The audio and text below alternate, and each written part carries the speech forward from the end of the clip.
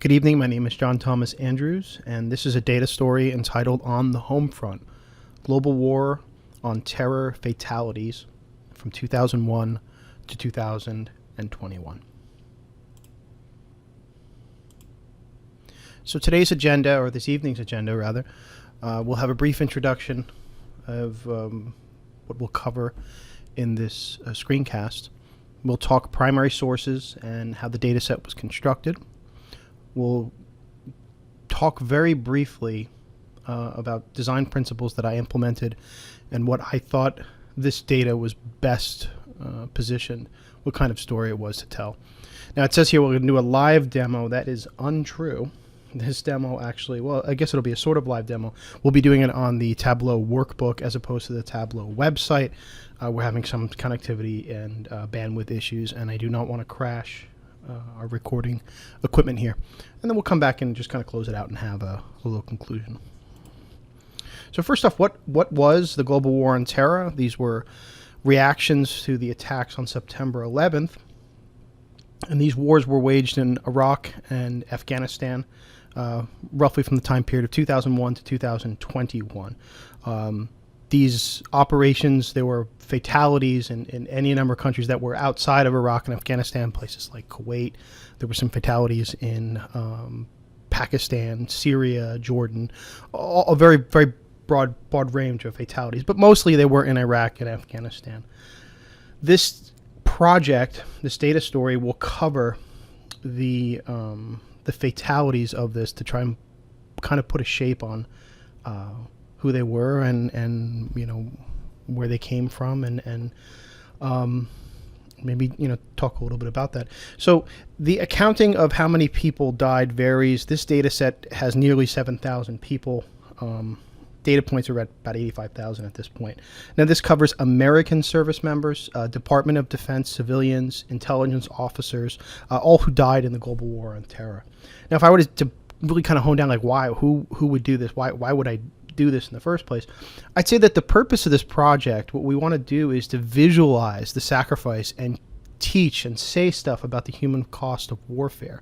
And we're going to do that by specifically focusing on the communities that they hailed from. We could talk about military bases and military communities, and we could talk about where they died.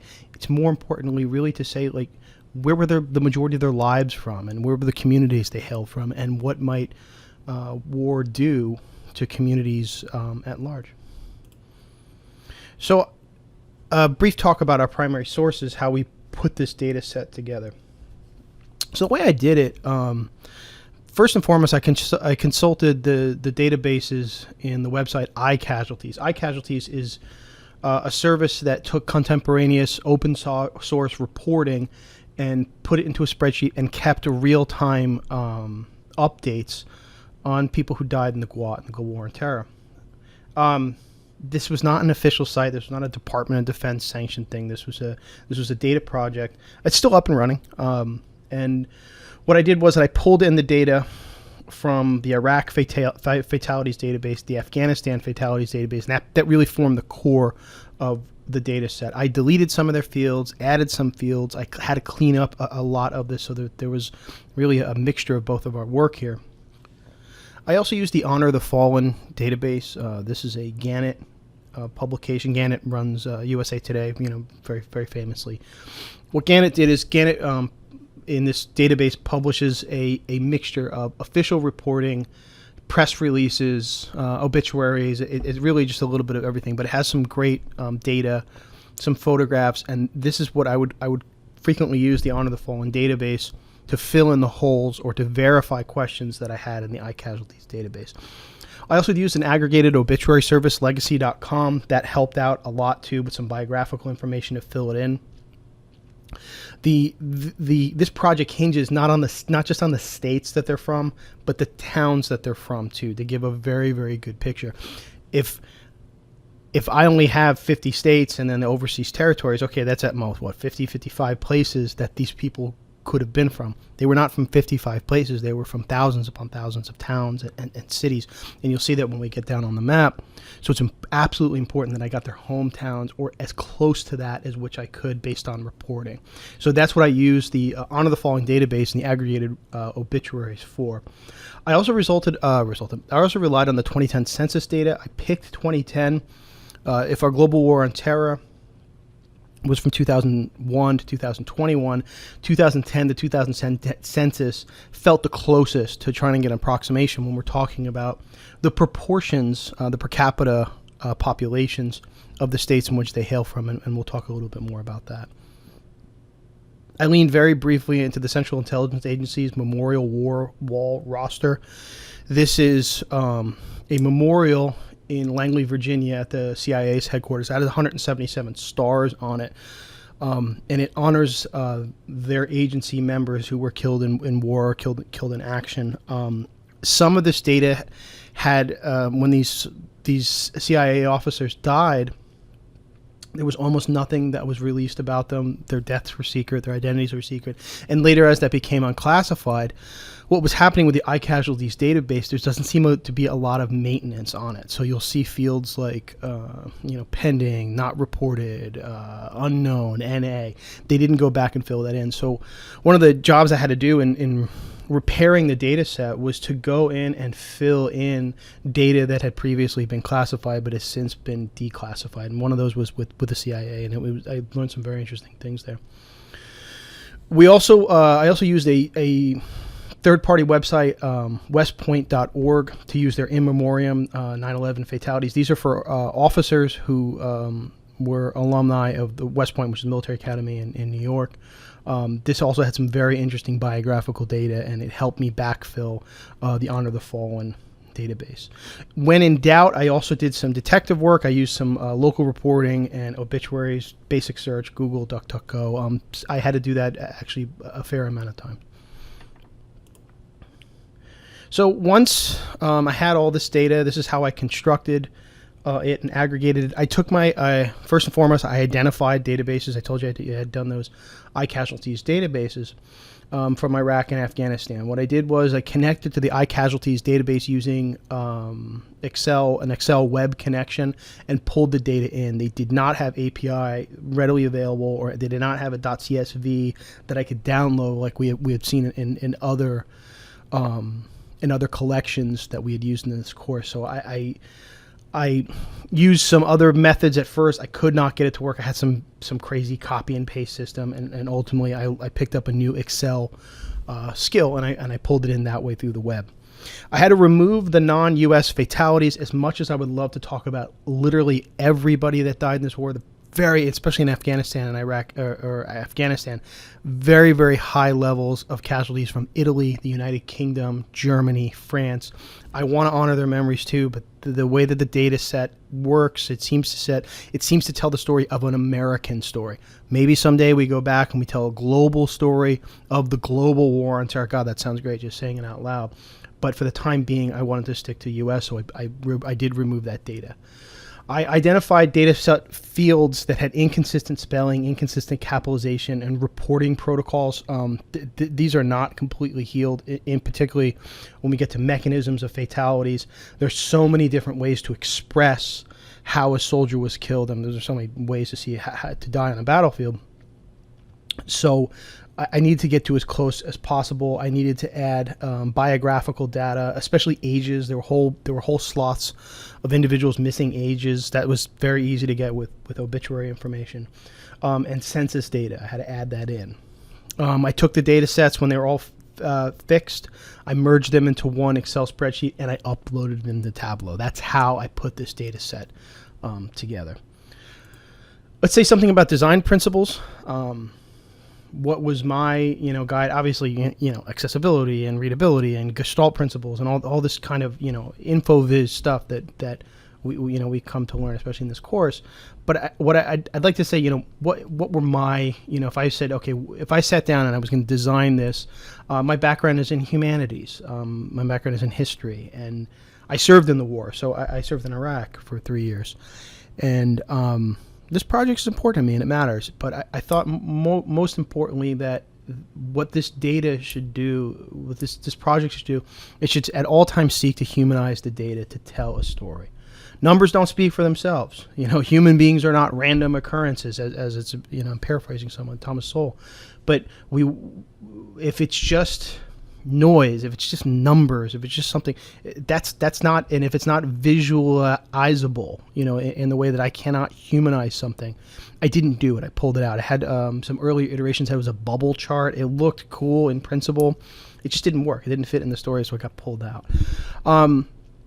What I wanted to do is I wanted to take advantage of the data set's deep operational and biographical information. By that, it means I have great information about ages, places of hometowns, dates of death, gender, but I also have information about, were they in the Army, or the Navy, the Marine Corps, were they in Pakistan, what were they doing, these kinds of things, what vicinity were they in. So we get some operational information. So we can contextualize, okay, what were they doing at the moment of their death, rather than just saying, okay, he died in Iraq, said, how, why, what was this about, what was going on in Afghanistan.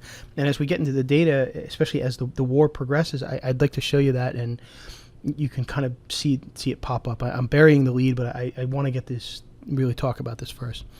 I wanted to emphasize geographical data at the state and local level. Again, if this is a story of communities, and the impact of the war in specific locales in the United States, I had to get as close as possible by their town. So we at all times sought to emphasize geographical data. That's why there are a lot of maps on this in addition to charts. And then I wanted to leverage color coding to permit differentiation of variables, in particular branches of service, mechanisms of fatality, and other things that lend themselves to being colored, and for our eyes to be able to adjust those physiological principles and information viz that I overlooked coming into this class, but it's actually something that's stuck to me with it. And these are the things that I'm taking forward, especially about color. So we'll have a data story demonstration. Let's jump into that. So here we have the first of our charts in our data story, which we've called On the Homefront. We've talked about it. Here we have a little write-up about it. This is a very, if I were to say what is the most basic thing you can talk about with fatalities in global war and terror, well, this is the number of fatalities that the United States suffered by year, again, from a low point of 8 to a high point in 2007 of 1,020 fatalities for that year. This is data that is the bare minimum, if I had to say, but again, it doesn't exactly cut against my design principles, and well, I guess you could say it does, but I wanted to work from the simplest to the most human. And I think starting off the point and saying, okay, look, this is if you had to know, how bad was it? If we had to put, some kind of cap on it, we would at least be able to know the peaks and valleys of its years, right? The war starts in 2001. It gets off to 2002, but then it accelerates rapidly, and we're going to see that when we look at the maps in 2003 and 2004 as the war starts to take off. Again, we have our 2003 high point. We almost don't see how rapidly, but this is actually 2 years here. This is 2003 and 2004. Some 1,400 fatalities happen right really on the front end. And that's why we're accelerating top as the security situation, not in Afghanistan. If the Afghanistan security situation is stabilized, this high point here is actually the security situation in Iraq. And as Iraq gets better, we lose some of those fatalities, and then we pick back up again in 2009 and 2010. This was a high point of violence in Afghanistan as the United States is redoubling its efforts under the presidency of Barack Obama, trying to send these troops in, these excess troops that we have coming off the deficit of Iraq to put down the insurgency here. Of course, at the time, again, this is something with history, but humanity in general. At the time, we did not know how that would turn out. So you look at these highs and lows, and we can already begin just by knowing something basic to get some humanizing features on it. Let's look at another one here. So this is another line chart. This one begins to fill in this geographical data that we talked about here. These are the states that our fatalities hailed from. They hailed from every state and every geographical location under U.S. auspices. So not just our 50 states, our overseas territories like Puerto Rico, which is a Commonwealth, the U.S. Virgin Islands, the Northern Marianas Islands, Guam, Washington, D.C., etc. So obviously Washington, D.C. isn't overseas. So there was not a year where, someone somewhere, did not take some fatalities. What I like about this line chart, if we click off it, this will actually show what a terrible mess this actually is. And I would say if I was to take a lesson from this, the first lesson I'm getting from line charts, bearing this and this previous charts, is that in the clearest sense, in Cartesian coordinates, okay, we got an x and y axis, we can get some information out of it, but it becomes very cluttered very fast. Fortunately, with Tableau, I can pick states. Let's talk about Puerto Rico. If I click on Puerto Rico here, Puerto Rico's it's got a number of outlier years. So, but if we see our point here where we have our lines, it's in this big mess down. Again, I don't want to speak disrespectfully about these people, but it's the graph, it's the error, it's my mistake. But how the data lends itself here. If we click on a state like Ohio, large state, still pretty high casualties. It is above, right? Ohio has a very large population, but it also has a very large number of people that are in the military. So it has something here where we if we look at the states, here's California, Texas. If we look at the states that are large and contributed largely to the casualties in Iraq and Afghanistan, we see here California.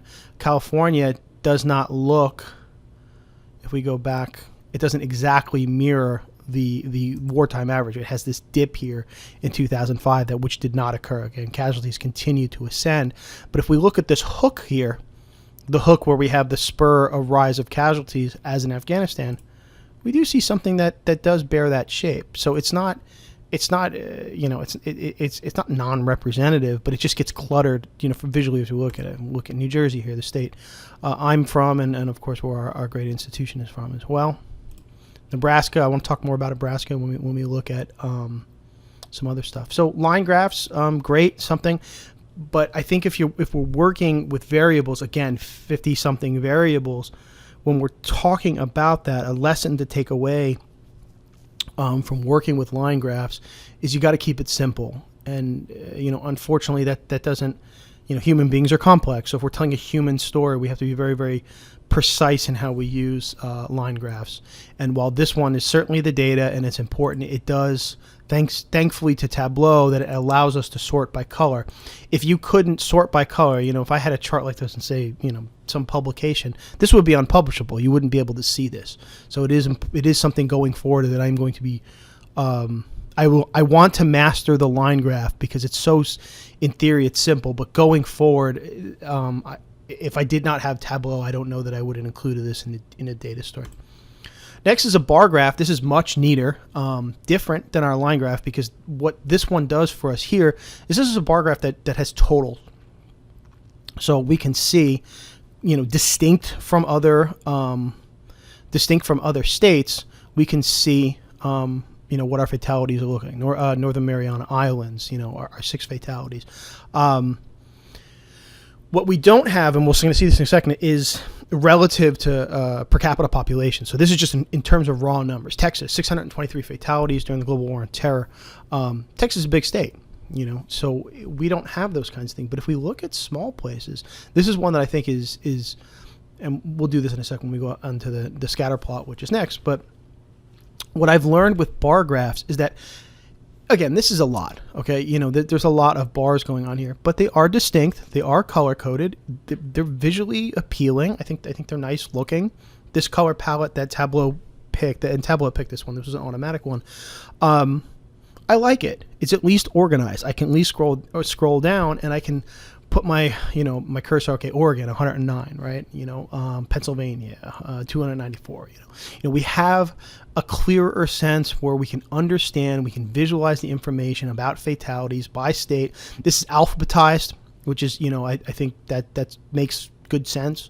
Again, and then we have our stick out ones like California, Florida, New York, Pennsylvania, Texas, and we're going to talk about that in a second. Why I don't want to tease what's coming up next, but why I think bar graphs, even for amount of this data, are great. I like bar graphs going forward. This is definitely something I want to put in my kit bag and master. And I think this one does many of the things that the other charts do without being able to see time. All right, so we get fatalities, we get states in our Cartesian coordinates, but we don't get the evolution of time, which as we move on, we'll see that in a second here. Next here we have a scatter plot adjusted for size of the total population of the state, again using the 2010 census data. Our scatter plot here, obviously California 759 fatalities during the war, large state, 37 million. And what I think is interesting about scatter plots is, okay, obviously these small ones down here, very interesting. We see states like New York and Florida. New York and Florida are similar sized states. They have similar casualties. Florida has 354 to New York's 309. What is interesting to me, and particularly about New York, but which is interesting to me, we'll go down here and look at, let's look for Nebraska. Nebraska has, you're making a liar of me, aren't you, Nebraska? Let's find it. Nebraska's got 1.8 million as per the 2010 fatality. So Nebraska is roughly 1/10 the size, population size, of New York. Yet if we were to multiply Nebraska's total to be 10 times what it is, Nebraska would have 620 fatalities. It means that if we look at 620 and we look at New York's fatality, it's nowhere near that. It's half what it is.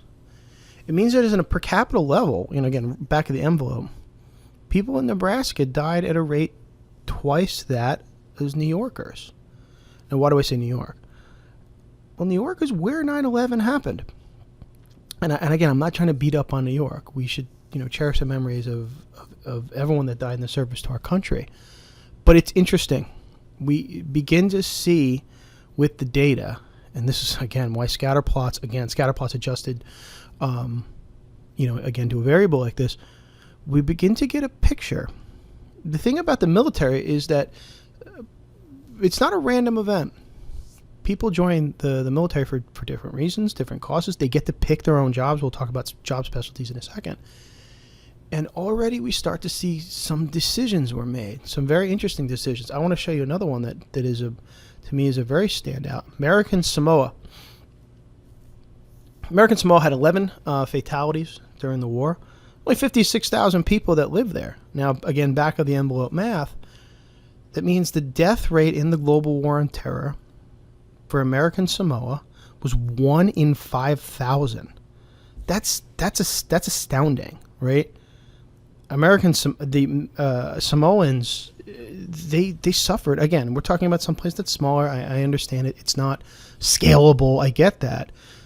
But, in terms of real human beings who came from, again, a distant land that is on the periphery of the American nation, with 56,000 people on an islands, that's incredible. And we're going to see that again in some places where we see these pockets of service, these pockets of fatalities in some surprising places. Again, not knocking New York, California. I'm not knocking anybody. But these are some very interesting data points here. And as we go on, I'll show you some other ones to me that stood out. So scatter plots, again, going to put it in my kit bag, but it's scatter plots adjusted for the variable that speaks to its size versus other thing, and then really paying attention to these middling areas, these first numbers that are breaking away from the scatter plot. They're not these outliers like California and Texas. But it seems to me that places like New York, Florida, Ohio, Illinois, and Pennsylvania, these big states here, are the ones to watch. Okay, here we have this is a dashboard that I created that combines our fatalities by state into both a map and draws in our data from our bar chart. However, because this is a dashboard, I've linked these two together. So if I identify, let's say, you know what? Let's talk about Nebraska. If I grab Nebraska there and click on it, it will give me Nebraska. Now, Nebraska's fatalities, it seems that Nebraska's first year of fatalities in global war and terror were actually in 2003. These may be Iraq fatalities. We'll learn about that in a moment. But what this feature will let you do, because it is a motion chart, we can roll through the fatalities. We can see the fatalities that are coming home to Nebraska from 2003 to 2021. So and one of the things I like about, especially about this feature, yeah, of course we're going to hit the play button in a second. But if I take my cursor and I stick it on the entity in question, let's hit play, and I hover over it, it will actually keep pace with it. And we're seeing these casualties roll in. Again, we're talking about 1.9 million people that live there. So, if you have a year where, 10 people die, that's going to make the paper. Again, Nebraska did not have last year of its fatalities. Let's see here, when does it fall off? It still had them all through. There was a big jump from 2014 to 2021 where they did not have a fatality, and it had one. And if again, we're going to find out in a second which that one was. We'll come back to Nebraska, but that was likely an incident right at the tail end of the war in Afghanistan that did not even happen at the time of this recording 1 year ago. So again, what I like, I was a little leery on using dashboards when we started. I like them. They're very intuitive. They tell a great story, and especially I believe, especially with maps, I think it's very handy because you have a map, a geographic representation of a portion of the Earth's surface. We have these things seen from above, but we also have a limiting something that it's something very, very specific. We're speaking with specificity. Show me Texas, show me Nebraska. And I think the bar chart and the state map, I feel like they kind of go together naturally, and that's why the one I selected. I had a bubble chart. I had a box chart, which I'll show you in a second, which I do think goes very well with dashboards as well. So again, going forward, lesson learned, again, marrying them together. But for me, my specific style, if I'm telling a geographic story, of course I want to lean heavily on maps. This map here, again, sticking with our maps, begins to tell the story. Again, I'm going to talk Continental US here. Not that I don't want to get Puerto Rico in there as well, but I want to get some fidelity here. So what this map shows is in a binary color which theater of operation, again, we talked about Nebraska. Let's see here.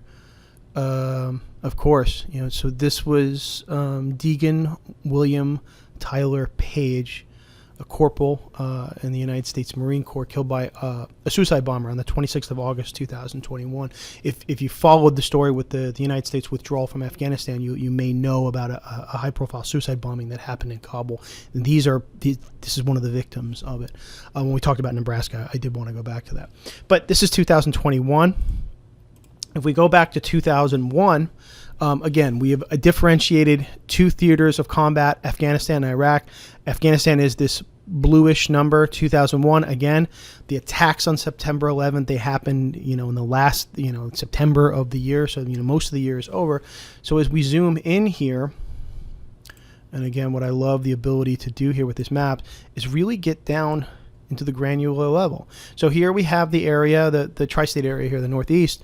The global war on terror has happened, and we already have some fatalities of New York. Again, I didn't want to put the impression that New Yorkers didn't suffer fatalities. Far from it. We saw the data, but in particular, people from New York City. It's very interesting.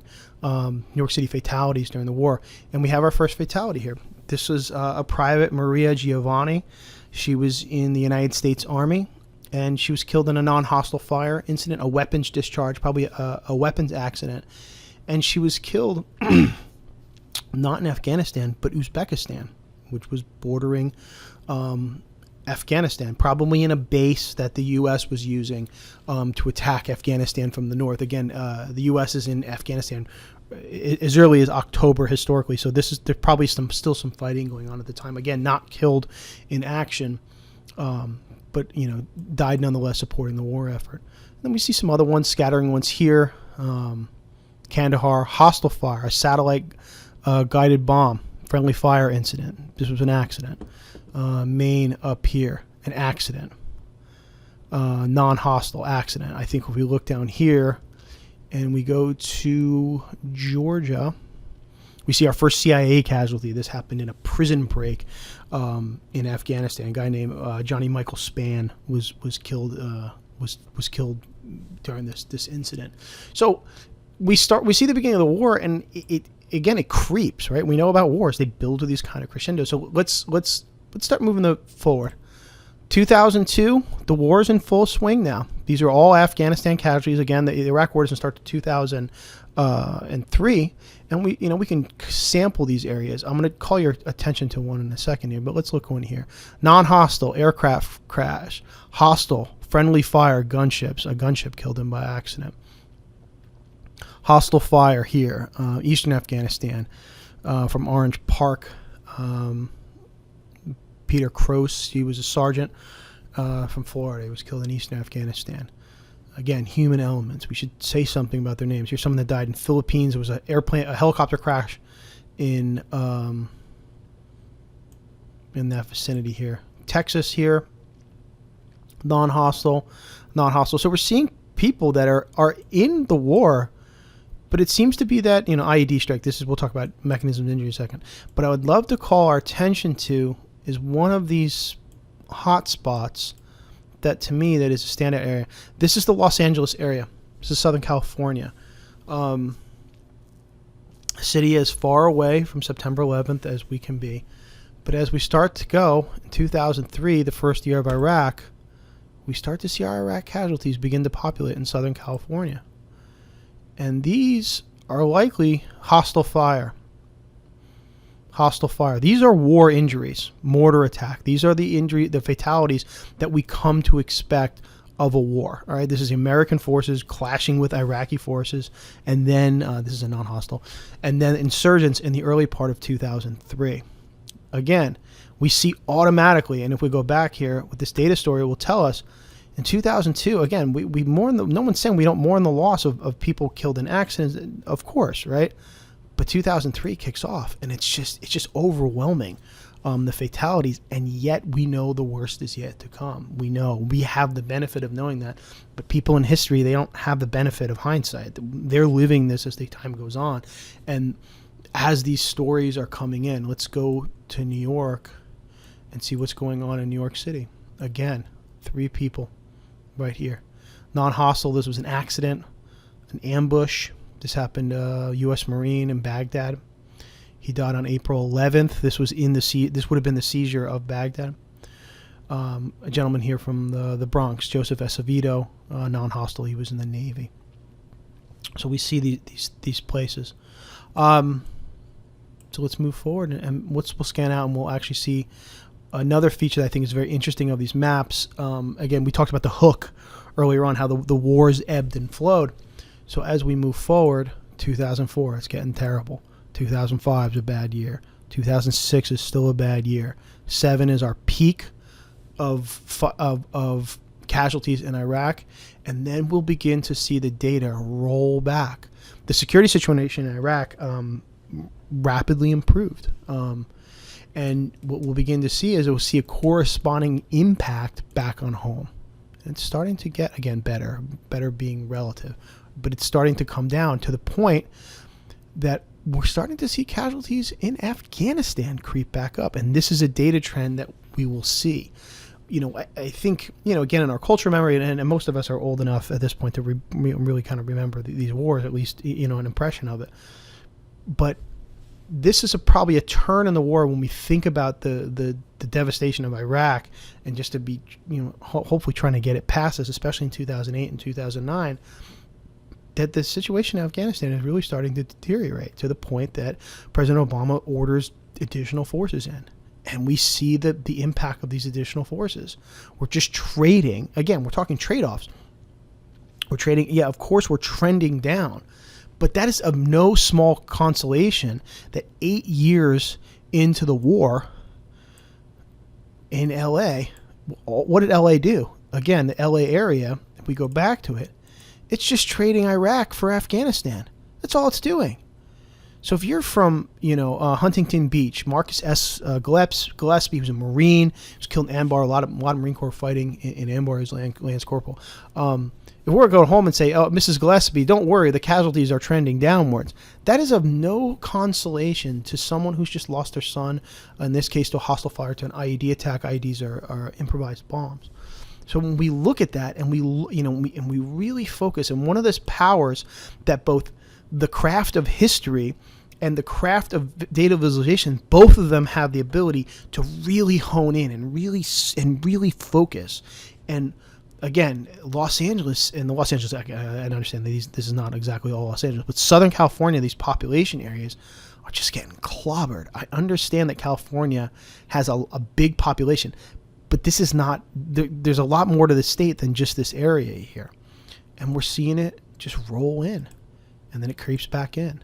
And then it finally starts with the rest of the country. It's keeping pace. 2010, again, not a great year. 2011 was, I believe, was especially this is 2011, was a terrible year in fighting in Afghanistan, attempting to seize a place called the Korangal Valley. I didn't serve in Afghanistan, but I had a lot of friends that did. And we're seeing that in real time. Very few casualties in Iraq. Small arms fire. There is fighting going on. That's an IED, non-hostile. What do we have here? U.S. Navy, non-hostile. Okay, that was actually in Bahrain, which is supporting Iraq. So we're seeing these things in Afghanistan, and then it begins to maybe get a little bit better, which is very sad because in 2013 you may have had the impression, 2014 it's diminishing. The war with ISIS will begin to creep back up. We have a gentleman here who died at sea. Gentleman, Jason P. May. Fairfax, Virginia. We're starting to see the situation improve. 2016, and the war is petering off. Now, one of the things that's very interesting is as we get to 2021, we talked about this suicide attack. If we just looked at the data, we wouldn't know that the war was over. It doesn't say that. Because data is ill-equipped, at least the data set we have here is ill-equipped to say that. This data is only registering when fatalities happen. It doesn't tell us why they stop. Numbers are, it takes a human being to interpret those numbers. Again, I don't want to belabor the point here. This presentation's going on long enough. This is the Homefront, Global War on Terror, fatalities. What we have here, what I like about this chart is actually by branch. If we zoom out, what we have the ability to do, again, the U.S. military is a volunteer organization. So when you serve in the military, again, we have here National Guard. This was a helicopter crash that happened in 2018. If you look here again, we're going back to New York because I want to talk a little bit more about New York. Of course, these gentlemen are in the Air National Guard, which means they were Deshaun Biggs, Christopher J. Raguso, Andreas B. O'Keefe, and Christopher T. Zenidis. They all died together in Anbar, again, western part of the Iraq, in a helicopter crash. Very sad, fighting ISIS, in the later part of the ISIS war, different conflict altogether. But what I like about this is we can begin to get a different kind of data. Again, when someone says, "Oh, your son's in the Marine, your daughter's in the Navy, your cousin's in the Air Force," if we go back here, again, we can see these fatalities creep. And what we did was we substituted two color sections. We substituted theater for branch of service. And again, we talked about Johnny Michael Spann, again, CIA. We got CIA right here too. The CIA fatalities about 10 during the war. So what we can do is we can isolate. So if I say I just want to talk about Marines, again, no Marines killed in 2001. 2002, it's starting to creep up. 3, of course, it was a lot of fighting. I want to show you 2004. 2004 was a bad year for the U.S. Marine Corps. Very savage fighting going on the western part of Iraq in Anbar province. It's where Al Qaeda got their foothold to re-emerge, and it was hell. And we know that. We see things like, let's go back to Los Angeles. Let's look at our Marines here. Anbar, Najaf, Anbar. These people were all from the same place. That we don't know that they know each other. Probably did know each other, but they're fighting and dying together in the same place on the other side. Nineveh is in the northern part of the country. But we see the point. Okay, not to get misty-eyed about it. So, but if we zoom out again and we're going to observe the same phenomenon again, because we've substituted these out, and I think again color matters. Again, that the human eye has the ability, and this is something that I'm taking away from this. Human eye has the ability to differentiate these things. What we get out of this is that we do have the power to pick these green. That's why I picked green and red, because they're easier for us to pick up, and they also happen to be red for Marine Corps, green for Army, and they're colors that are associated with it. But as the war creeps on, again, the same phenomenon that we observed before. Okay, we know that the war gets worse before it gets better, so that there's nothing new there. But what the data is telling us here is that, first off, obviously, it goes without saying, the branches that are well known for ground combat, like the United States Army and the National Army, National Guard. Again, the yellow here, we don't want to leave those out together. It's going to take tremendous amount of casualties because they're the ones that are doing the fighting. And it's not a knock on, say, the Air Force, right? But the Air Force flies planes and they man crews. And in, what do we have here? In 2004, a very bloody year, we have 1, 2, 3, 4, 5, 6, 7 fatalities. Again, we mourn their loss. They're human beings. They have families that miss them. But decisions to join the Air Force and decisions to join the Army or the Marine Corps will have different impacts. They have disparate impacts on the fatality. So it's not just that they died in Iraq and Afghanistan. They died doing a very specific thing, which is being in the Army or being in the Navy or Marine Corps, et cetera, et cetera. And that's what this says. This is a mechanism of fatality chart. Again, a little more gruesome, but bear with me. We have to talk about these things. What this dashboard does is what I did was I had a map that charts fatalities by type. And then I made this box chart down here that helps us understand what was killing people in the wars. King of the Ring, without doubt, is the hostile fire, the improvised explosive device. That's the IED. It's a roadside bomb. It can be made by anything. They were very, very devastating. They were used tremendous effect in both Iraq and Afghanistan. And they're pretty nasty. We have 854 casualties from hostile fire. These are probably guns, machine guns, snipers, things like that. We have non-hostiles, which are incidents that they could be accidents, suicide sometimes. Vehicle accidents. 275 people died in vehicle accidents during the war. Non-hostile. Hostile small arms fire, and so on and so forth. What I like about box charts, and I hope I'm calling that correctly. Let's zoom in here. Why is it being difficult? But what I like about these charts here is that we have the ability to start getting granular incidents. This is the one that blew me away here. No pun intended. That's non-hostile homicide. 8 people in the war were murdered. That's you start getting down to these, and that's the stuff that when you think about how did your loved one perish in the war? Oh, someone murdered them. That's a terrible story. That's an awful thing to confront. And data does that too.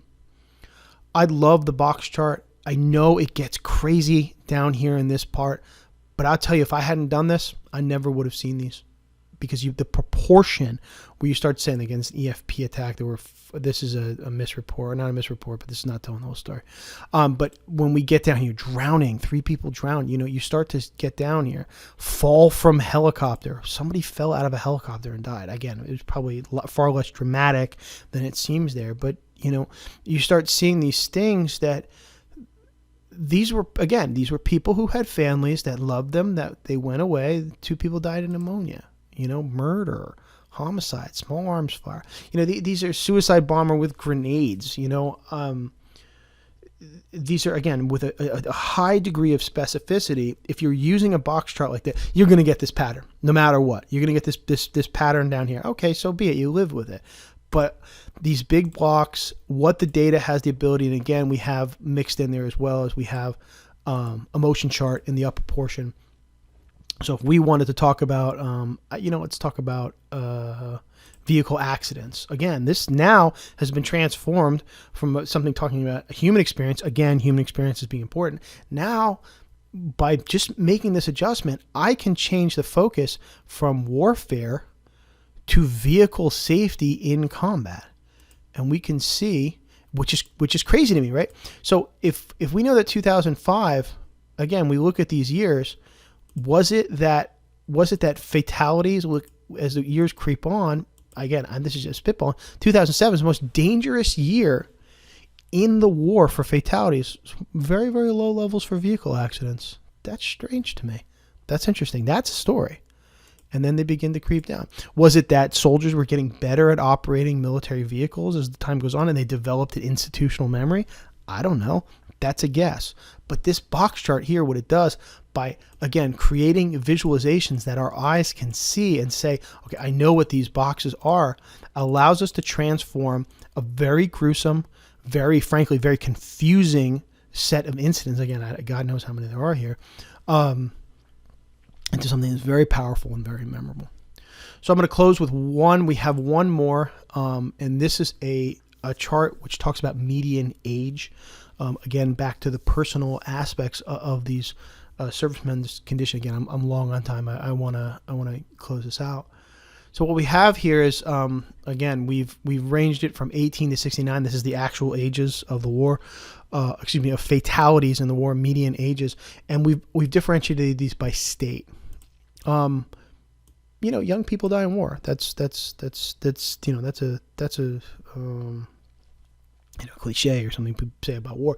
But some of these are standouts, right? Alabama, the median age for fatalities. Again, these are smaller data sets. Obviously, 2001, we already know our fatalities are low. Let's go up to 2004. Rough year in the war. Again, we're seeing very younger people, because the younger we go, the darker red we get. Texas, median age 24. Oklahoma, 25. Kansas, 24.5, 25. Georgia. These are young people. These are kids, right?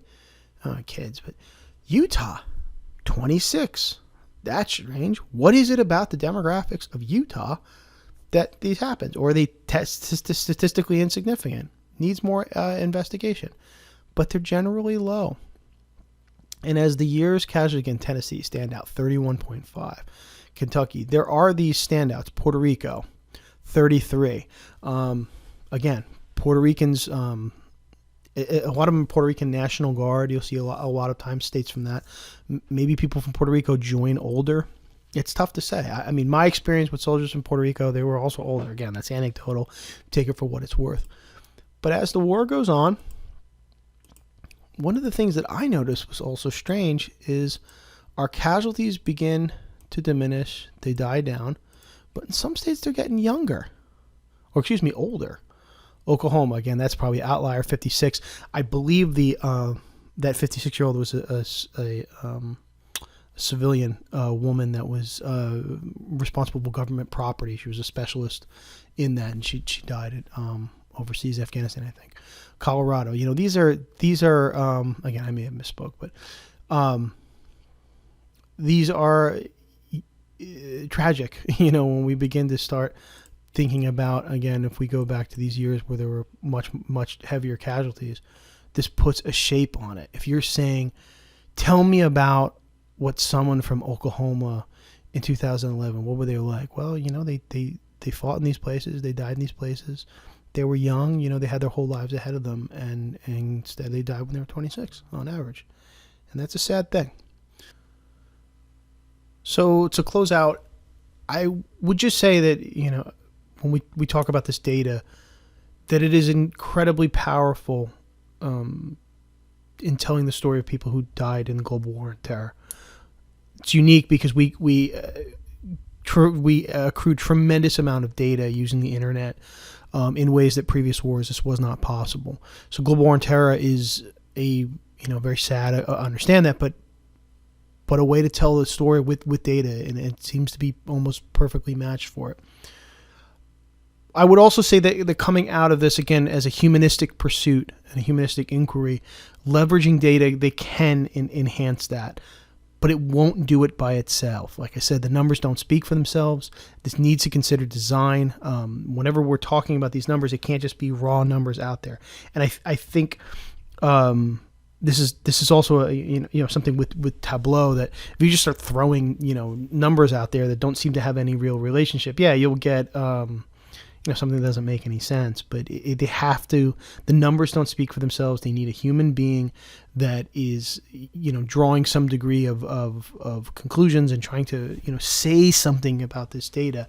And if not, it just won't be possible. So it's not a set it and forget it thing. It's an enhancement tool, and I think in this case it was tremendously powerful. And I want to thank you for staying with me this time. Again, my name is John Thomas Andrews, and this has been a summary presentation on the Homefront Global War on Terror Fatalities 2001 to 2021. And I thank you for listening if you made it this part.